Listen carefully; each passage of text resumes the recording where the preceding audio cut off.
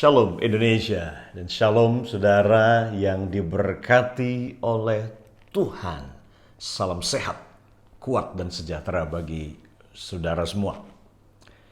Saya akan memulai sebuah seri yang diambil dari judul pesan hari Jumat Paskah yang lalu, yaitu Who Killed Jesus? Siapa yang membunuh Yesus? Siapa yang menyalibkan Yesus? Karena modusnya sama hari ini.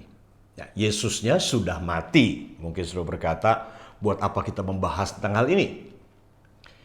Tetapi kita ingin aplikasikan itu hari ini. Dan ketika saya bicara tentang siapa yang membunuh Yesus hari ini dan siapa yang menyalibkan Yesus, saya berbicara aplikasinya adalah tentang kehidupan iman kita.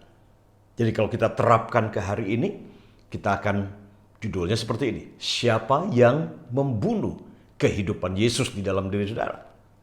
Siapa yang membunuh iman saudara? Apa yang membunuh kasih saudara?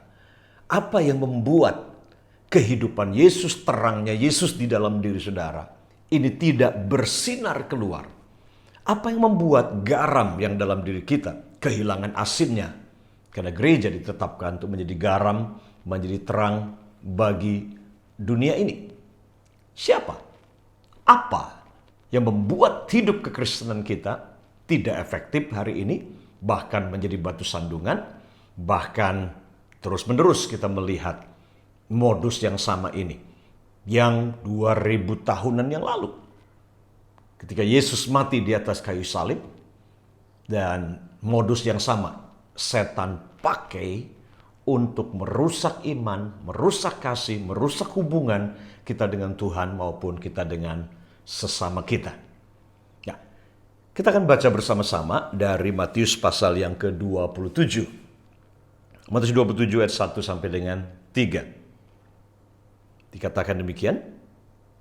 Tentunya ayat ini dikhotbahkan ketika Jumat Agung biasanya atau Paskah.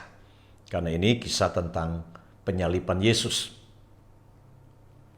Dikatakan ketika hari mulai siang, semua imam kepala dan tua-tua bangsa Yahudi berkumpul dan mengambil keputusan untuk membunuh Yesus. Siapa di sini? Imam kepala atau imam besar, tokoh agama, tua-tua bangsa Yahudi, jadi tokoh-tokoh agama yang dituakan sebagai tokoh dalam bangsa Yahudi, berkumpul. Dan kemudian mereka mengambil keputusan untuk membunuh Yesus. Mereka membelenggu dia, lalu membawanya dan menyerahkannya kepada Pilatus, wali negeri itu.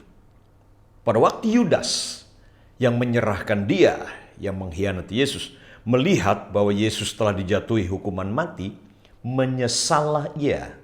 Lalu ia mengembalikan uang yang 30 perak itu kepada imam-imam kepala dan tua-tua. Who killed Jesus?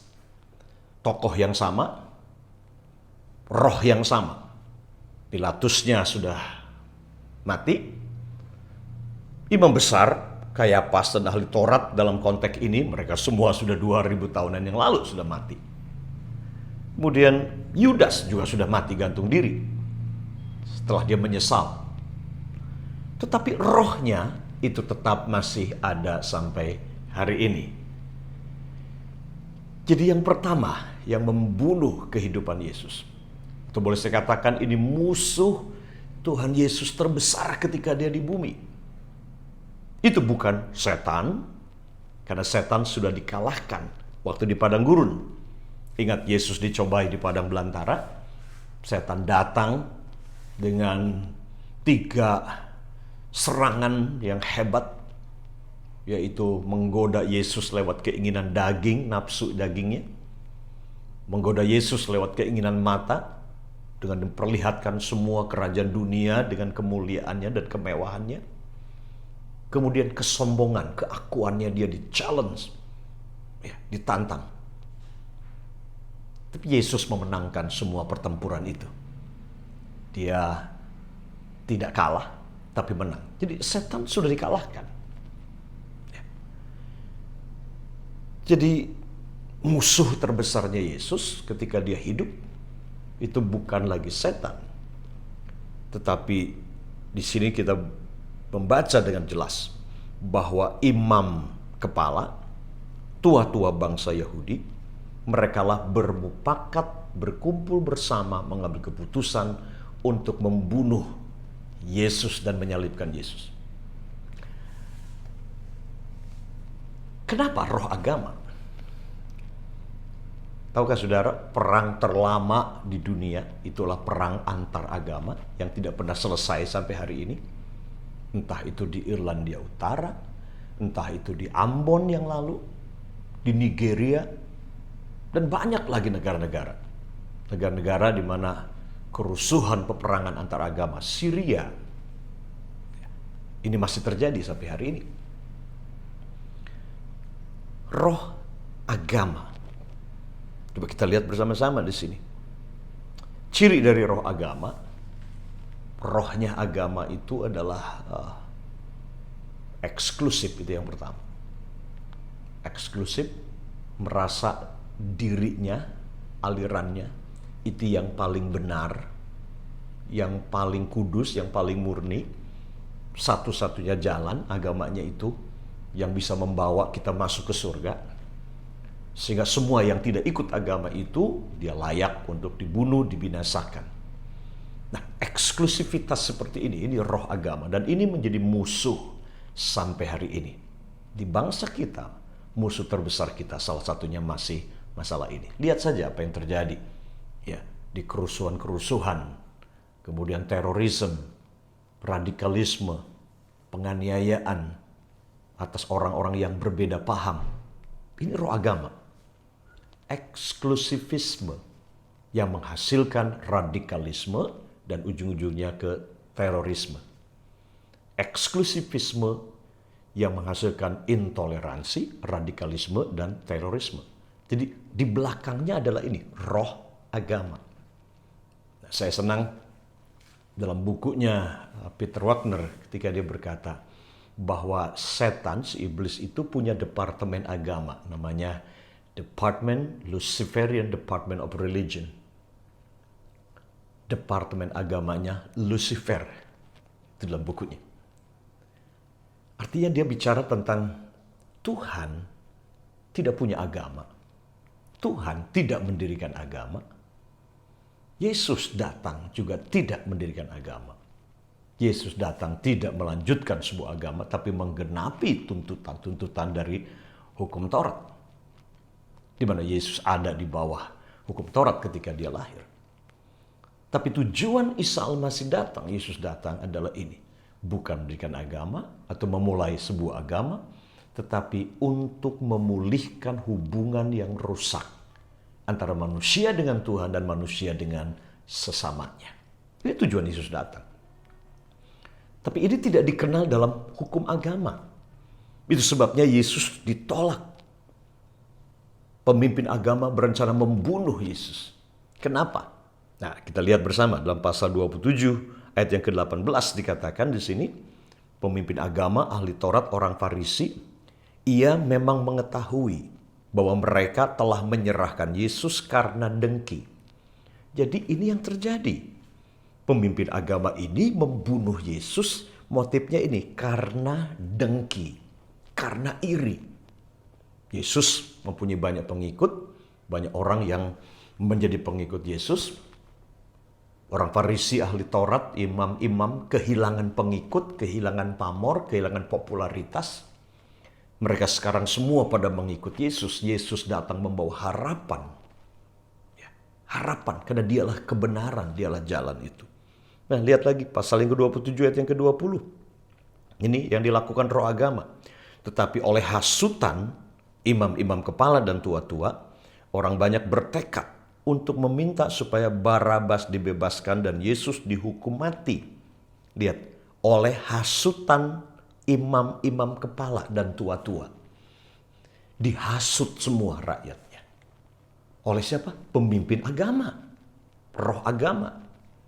Dan ini juga modus yang sama hari ini. Kita melihat kerusuhan-kerusuhan terjadi. kerusuhan-kerusuhan, entah itu bulan Mei tahun 98, entah itu di berbagai pulau di Indonesia, dan juga yang terjadi di berbagai kota di Indonesia, pembakaran gereja, dan seterusnya. Itu dimulai oleh ini, dengki, dan kemudian dihasut. Dihasut artinya adalah dikobarkan amarahnya, dihasut artinya adalah dibangkitkan kebenciannya, disesatkan pola pikirnya, dipindahkan kepahitan, kekecewaan, iri, dengkinya, dipindahkan. Sehingga emosi masa diprovokasi, sehingga menghasilkan kerusuhan dan menghasilkan tadi kesepakatan mereka semua menyerukan, meminta Barabas, seorang penjahat, dilepaskan. Tetapi Yesus yang adalah selalu berbuat baik, menyembuhkan, menolong, memberi makan orang banyak, dia disalibkan. Nah, dengarkan ini, kekasih Tuhan. Ini juga roh yang sama juga ini yang merusak kehidupan iman Kristen dalam diri kita.